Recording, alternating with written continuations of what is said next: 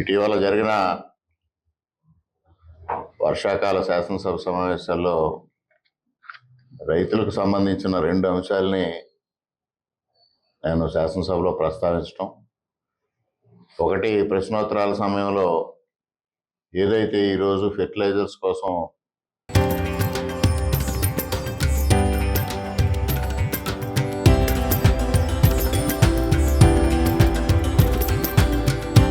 తరతరాలుగా తరగని స్వర్ణ బంధాలు మన మానేపల్లి జ్యువెలర్స్.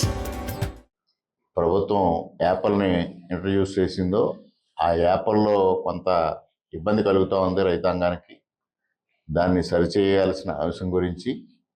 రెండవది, ఎల్నినో గురించి వ్యవసాయ శాఖకు సంబంధించిన ఎల్నినో పైన స్వల్పకాలిక చర్చ శాసనసభలో జరిగిన సందర్భంగా కూడా ప్రస్తావించడం జరిగింది. ముఖ్యంగా గోదావరి, కృష్ణా డెల్టా రైతాంగం ఈ ఎల్నినో ప్రభావం మొదలైన తర్వాత అదృష్టవంతులుగా భావించాలి. ముఖ్యంగా ఏదైతే గోదావరికి 2 సార్లు అనుకోని రీతిలో వరద రావడం వలన మొదటి పంటకి సక్రమంగా నీరు అందింది. దానికి మెట్ట ప్రాంతానికి ఏదైతే సంబంధించి ఉందో ఉభయ గోదావరి జిల్లాల్లో మెట్ట ప్రాంతానికి చెరువుల్లో నీరు నింపాలి. లేని పక్షంలో రేపు రబీ సీజన్ సమయానికి గోదావరిలో నీరు లేకపోతే అప్పుడు కనీసం తాగునీటి కానీ పశువులకు నీరు కానీ ఉండదు అనే ఉద్దేశంతో మెట్ట ప్రాంతాల్లో చెరువులు నింపాలనేది ఇవాళ ప్రభుత్వం మొట్టమొదటగా ప్రయారిటీ ఇచ్చి చేపట్టడం జరుగుతూ ఉంది. ఇటీవల ఎల్నినో గురించి తూర్పుగోదావరి జిల్లా కలెక్టరేట్తో పాటు అన్ని జిల్లాల్లో కూడా ఒక ప్రత్యేకమైన ఇరిగేషన్ అడ్వైజరీ బోర్డు నిర్వహించారు. ఆ సమయంలో కూడా నేను రంగంపేటలో చెరువులు నింపాల్సిన ఆవశ్యకత గురించి, అదేవిధంగా కలెక్టర్ గారు కూడా రంగంపేటకి ప్రథమ ప్రాధాన్యత ఇచ్చి చెరువులు నింపాలని ఆలోచన చేశారు. మరి ఇటీవల రాజకీయ నాయకులకి కానీ ఇటీవల ప్రజలకు కానీ తెలియదు వారాబందీ అనేది. పూర్వం నీటి తీరువాలు ఉండే సమయంలో రైతుకి నీరు ఇబ్బందికరంగా గోదావరి నీరు వచ్చినప్పుడు వారాబందీలు అమలు చేసి రెవెన్యూ యంత్రాంగం, పోలీసు యంత్రాంగం కలిసి ఒకరి తర్వాత ఒకరికి నీరు వచ్చే విధంగా ఏర్పాట్లు చేసేవారు. అదేవిధంగా కలెక్టర్ గారు కూడా వారాబందీ ఏర్పాటు చేసి ఆ వారాబందీ ద్వారా మెట్ట ప్రాంతంలో అన్ని చెరువులు నీరు నింపాలనేది ఆదేశాలు జారీ చేశారు. ఈ నీటిపారుదల రంగం లేదా మెట్ట చెరువులకు నీరు ఏ విధంగా నింపుతారు, ఈ విషయాలపైన అవగాహన లేని కొంతమంది నాయకులు మట్టికి మాత్రమే పరిమితం అవుతూ ఉన్నారు. మరి వారి మట్టి బుర్రకి ఆ మట్టి తప్ప మిగిలిన విషయాల్లో అంత అవగాహన ఉండదనేది జగమెరిగిన సత్యం. వారి విమర్శల జోలికి నేను వెళ్ళను, కానీ ఏ విధంగా అయినా చెరువుల్లో నీరు నింపి రేపు భవిష్యత్ అవసరాలకు, రబీ సీజన్లో భవిష్యత్ అవసరాలకు, రబీ సీజన్లో అంటే పంటకు కాదు, పశువులకు నీరు, భూగర్భ జలాలు ఇంకిపోకుండా ఉండడం కోసం చర్యలు తీసుకోవడం జరుగుతుంది. అదేవిధంగా గోదావరిలో నీరు ఇప్పుడు మొదటి పంటకి సరిపోయే పరిస్థితిని తప్పించి రెండవ పంటకి సరిపోని పరిస్థితి. అందువల్ల రైతాంగం కూడా ఆ దిశగా ఆలోచన చెయ్యాలి. ఎప్పటికప్పుడు ఒకవేళ మన అదృష్టం కొలిది పసిఫిక్ మహాసముద్రంలో ఏర్పడిన ఎల్నినో హిందూ మహాసముద్రంలో ఏర్పడే ఓషన్ డైపోల్ వల్ల విచ్ఛిన్నం చెంది సాధారణ వాతావరణ పరిస్థితులు వస్తే మనందరం అదృష్టవంతులం. లేని పక్షంలో వచ్చే జూలై వరకు ఈ విధమైన ఇబ్బంది ఎదుర్కోవాల్సి వస్తుంది. దాన్ని అందరూ గ్రహించాలని కూడా ఈ సందర్భంగా తెలియజేసుకుంటూ ఉన్నా. ఇక రెండో విషయానికి వస్తే, ఏదైతే ఫెర్టిలైజర్స్ యూరియా కానీ డిఏపికి కానీ సంబంధించిన యాప్ని ఇంట్రడ్యూస్ చేయడం జరిగింది. ఆ యాప్ వల్ల కొన్ని సమస్యలు తలెత్తాయి. దానిలో కొంత రైతాంగంలో ఒక విధమైన ఇబ్బందికరమైన వాతావరణం ఎదుర్కోవడం జరుగుతోంది. దాన్ని మొన్నటి రోజున నేను ప్రశ్నోత్తరాల సమయంలో దాన్ని ప్రశ్నించడం, దానికి వ్యవసాయ శాఖ మంత్రి గారు సమాధానం చెప్పిన తర్వాత నిన్నటి రోజున కమిషనర్ గారి ఆదేశాలతో అధికారులు, వ్యవసాయ శాఖ అధికారులు వచ్చి నన్ను కలవడం, ఏదైతే సమస్యలు ఉన్నాయో ఆ సమస్యల్ని వారు నోట్ చేసుకోవడం కూడా జరిగింది. ఇవన్నిటినీ వచ్చే వారంలో ఒక సమావేశం ఏర్పాటు చేసి, అధికారులతో ఒక సమావేశం ఏర్పాటు చేసి ఇవన్నిటినీ పరిష్కారం చేసే దిశగా ముందుకు వెళ్తామనేది కూడా మరి కమిషనర్ గారు హామీ ఇవ్వడం జరిగింది. ముఖ్యంగా ఈ యాప్లు ఎందుకు ప్రవేశపెట్టాల్సి వచ్చింది అనేది ఒకసారి ప్రతి ఒక్కరూ ఆలోచన చేయాల్సిన అవసరం ఉంది. ఇవాళ ముఖ్యంగా పెద్ద ఎత్తున ఎరువుల వాడకం ద్వారా ఒక విధంగా కేంద్ర ప్రభుత్వం సబ్సిడీ రూపంలో పెద్ద ఎత్తున సహకారం అందిస్తూ ఉంది. దాదాపు సంవత్సరానికి 2 లక్షల కోట్లు సబ్సిడీ ద్వారా ఎరువుల కోసం ఇవ్వడం జరుగుతూ ఉంది. అంటే ఒక రాష్ట్ర బడ్జెట్తో సమానం. సాధారణంగా రైతాంగం కానీ, సామాన్య ప్రజలు కానీ యూరియా ధర 266 రూపాయలు మాత్రమే అనుకుంటారు. కానీ అది 2266 రూపాయలు అయితే 266కి మనకి ఇచ్చి 2000 రూపాయలు సబ్సిడీ ఇవ్వడం జరుగుతూ ఉంది. అదేవిధంగా డిఏపి పైన బస్తాకు ఒకదానికి 1500 రూపాయలు సబ్సిడీ ఇవ్వడం జరుగుతూ ఉంది. ఇది మొత్తం దేశవ్యాప్తంగా తీసుకుంటే 2 లక్షల కోట్లు ప్రతి సంవత్సరం కూడా దీనిపైన సబ్సిడీ ఇవ్వడం జరుగుతూ ఉంది. అదేవిధంగా కొన్ని పరిశ్రమలు కూడా యూరియా వాడకం జరుగుతూ ఉంది.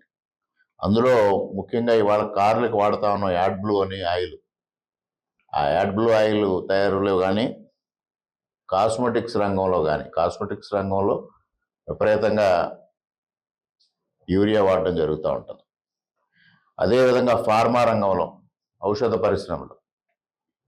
పరిశ్రమలు అంటే విచ్చలవిడిగా యూరియా వాడడం, పెద్ద ఎత్తున వినియోగం ఉండడం, దీనివల్ల రైతాంగానికి సబ్సిడీ ఒక పక్కన ఇస్తూ ఉంటే ఆ సబ్సిడీని దుర్వినియోగం చేస్తూ ఈ పరిశ్రమలు వాడుతున్న నేపథ్యంలో subsidy sector, non subsidy sector రెండింటినీ విడదీయాలనే ఆలోచనతో కూడా ఈ యాప్లను ప్రవేశపెట్టడం జరిగింది. కానీ సాంకేతికమైన కొన్ని ఇబ్బందుల వలన, ప్రాక్టికల్గా కొన్ని ఇబ్బందులు రైతాంగం ఫేస్ చేస్తూ ఉన్నారు.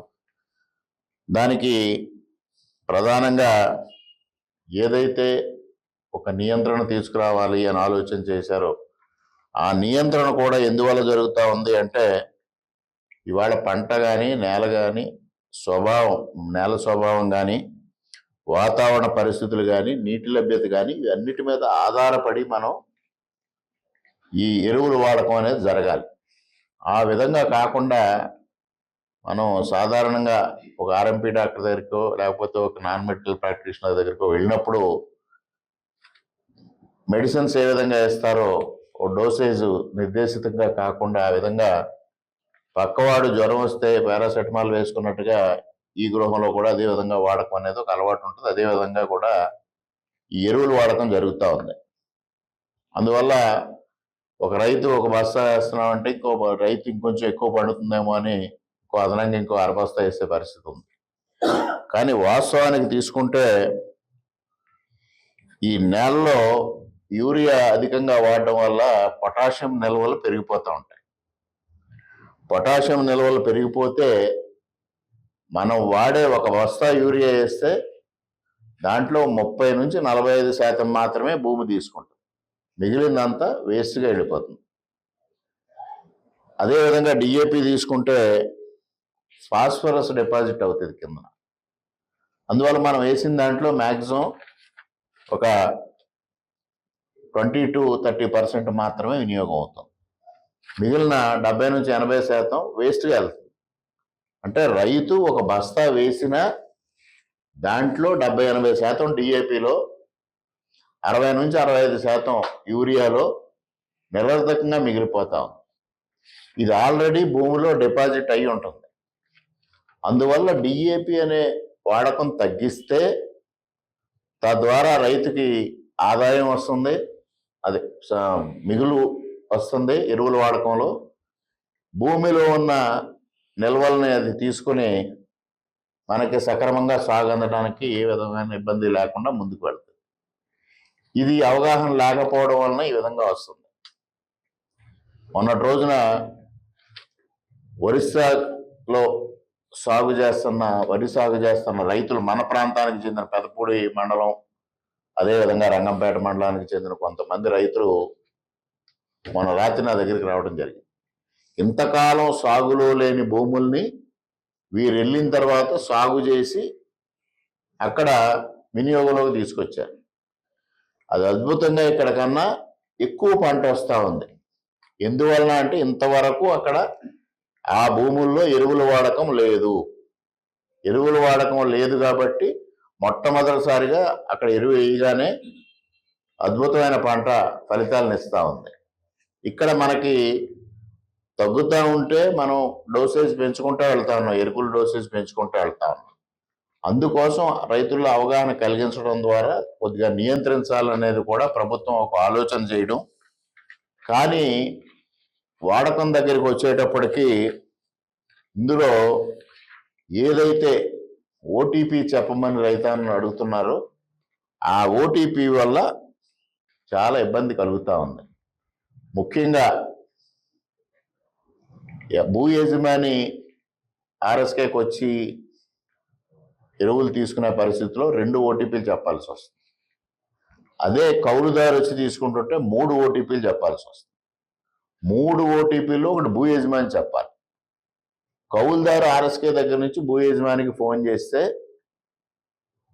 అతను భూ యజమాని ఏ పరిస్థితుల్లో ఉన్నాడో, అక్కడ ఏ పరిస్థితుల్లో ఉన్నాడో అటువంటి పరిస్థితుల్లో అతను కొంతమంది చెప్తారు, కొంతమంది రిజెక్ట్ చేస్తారు, లేకపోతే ఆ సమయానికి కొంతమంది ఫోన్ ఆన్సర్ చేయరు. ఇటువంటి పరిస్థితుల్లో ఈ కౌలుదారికి ఆర్ఎస్కే దగ్గర సమయం అంతా వేస్ట్ అవుతా ఉంది. ఒక్కొక్కసారి రోజంతా పడతా ఉంది. అందువల్ల దాన్ని సవరించాలనేది నేను కోరడం జరిగింది. సాధారణంగా మన ప్రాంతంలో ఏ విధంగా చేస్తారంటే, ఒక వ్యవసాయ కూలీని ఎరువు చల్లడం కోసం పొలానికి పంపించి ఇతను ఆర్ఎస్కే దగ్గరకో పిఎస్సిఎస్ దగ్గరకో వచ్చి ఎరువు బస్తా తీసుకెళ్ళి వెంటనే చల్లించుకునే ఏర్పాటు చేసుకుంటారు. కానీ ఇక్కడ వచ్చిన రైతుకి రోజంతా ఇక్కడ సమయం పట్టేటప్పటికి అక్కడ ఎక్కడ కూలి ఉన్నారో ఆ కూలీకి సమయం వేస్ట్ అవుతా ఉంది. అందువలన తీవ్రమైన ఇబ్బందులు రైతులు ఎదుర్కొంటా ఉన్నారు. మరొకటి, ఏ విధంగా అయితే దీన్ని తగ్గించాలని ఆలోచన చేశారో ఆ విషయంలో డిఏపి అయితే ఎకరానికి 1 బస్తాని నియంత్రణ పెట్టారు. యూరియా అయితే 2 బస్తాల కింద పెట్టడం జరిగింది. డిఏపి 1 బస్తా ఇచ్చి అరెకరానికి హాఫ్ బ్యాగ్ ఇవ్వాలనేది ఒక కండిషన్ పెట్టారు. అరెకరం నుంచి 90 గుంచాల వరకు ఉన్నది కూడా, 90 సెంటు వరకు ఉన్నది కూడా, అంటే 9 గుంచాలు ఉన్నది కూడా హాఫ్ బ్యాగే ఇవ్వాలని పెట్టారు. కానీ వెంటనే ఎకరానికి మాత్రం 1 బస్తా. అది సహేతుకంగా లేదు. అట్ ది సేమ్ టైము ఈ హాఫ్ బ్యాగ్ ఇవ్వడం కూడా సాధ్యం కాదు. సాధ్యం కాని పరిస్థితుల్లో ఇంకొక రైతు వచ్చే వరకు వేచి చూడమని, ఇంకొక హాఫ్ బ్యాగ్ ఇవ్వాల్సిన రైతు, అంటే అరెకరం రైతు వస్తే ఇద్దరికి కలిపి దాన్ని ఇవ్వడం జరుగుతా ఉంది. ఆ రైతు వచ్చే వరకు ఈ రైతు వేచి చూడాల్సిన అవసరం. దీనివల్ల సమయం వృధా అవుతోంది. ఇటువంటివి కొన్ని ఇబ్బందులు ఉన్నాయి. ఇంకొకటి ఏంటంటే, మొదటగా 1 రోజు ఇస్తా ఉన్నారు, తర్వాత 2వ విడత ఎరువులు 15 రోజుల తర్వాత ఇస్తా ఉన్నారు, 3వ విడత ఎరువులు 30 రోజుల తర్వాత ఇస్తా ఉన్నారు. అంటే మొదటి విడతలో ఈ ఓటీపీలు చెప్పడం, ఈ ప్రాబ్లం అంతా ఫేస్ చేస్తున్నాడు రైతు. 2వ విడతలో మరలా ఈ ప్రాబ్లమ్స్ అన్ని ఫేస్ చేస్తా ఉన్నాడు. 3వ విడతలో ఈ ప్రాబ్లమ్స్ అన్ని ఫేస్ చేస్తా ఉన్నాడు. అందువల్ల రైతుల్లో కొంత అసహనం రావడం అనేది సహజంగా జరిగే పరిణామం. ఇది ప్రభుత్వం ఎందుకు పెట్టింది అని ఆలోచన చేస్తే, ఒకేసారి మొత్తం ఇస్తే అవసరాన్నో లేకపోతే పక్క రైతును అనుకూలంగా ఉండో ఏదో ఒక విధంగా మొత్తం అంతా ఒకేసారి వాడేసి దుర్వినియోగం జరుగుతుంది అనే ఉద్దేశంతో ప్రభుత్వం పెట్టింది. ప్రాక్టికల్గా వచ్చేటప్పటికి ఈ సమస్య ఉంది. అందువల్ల దీన్ని కూడా సరిచేయాలి అనేది నేను కోరడం జరిగింది. అదేవిధంగా మరి ఏదైతే సెంట్రల్ గవర్నమెంట్ యాప్, అంటే మన కాకినాడ జిల్లా, కృష్ణా జిల్లా సెంట్రల్ గవర్నమెంట్ యాప్ ఒక మోడల్గా పెట్టారు, పైలట్ ప్రాజెక్ట్గా తీసుకున్నారు. దానిలో జిల్లాను యూనిట్గా తీసుకున్నారు. జిల్లాను యూనిట్గా తీసుకోవడం వల్ల వచ్చిన సమస్య ఏంటంటే, ఇక్కడ మనకి స్టేట్ గవర్నమెంట్ యాప్లో అయితే మండలాన్ని యూనిట్గా తీసుకున్నారు, అక్కడ జిల్లాను యూనిట్గా తీసుకున్నారు. ఉదాహరణకి పెదపూడి మండలంలో ఉన్న ఒక రైతుకి అటు కరప మండలంలో కానీ లేదా అటు కాకినాడ రూరల్లో కానీ ఇంకా కొన్ని పొలాలు ఉంటే అక్కడ ఆర్ఎస్కేకి రావాల్సిన అవసరం లేదు.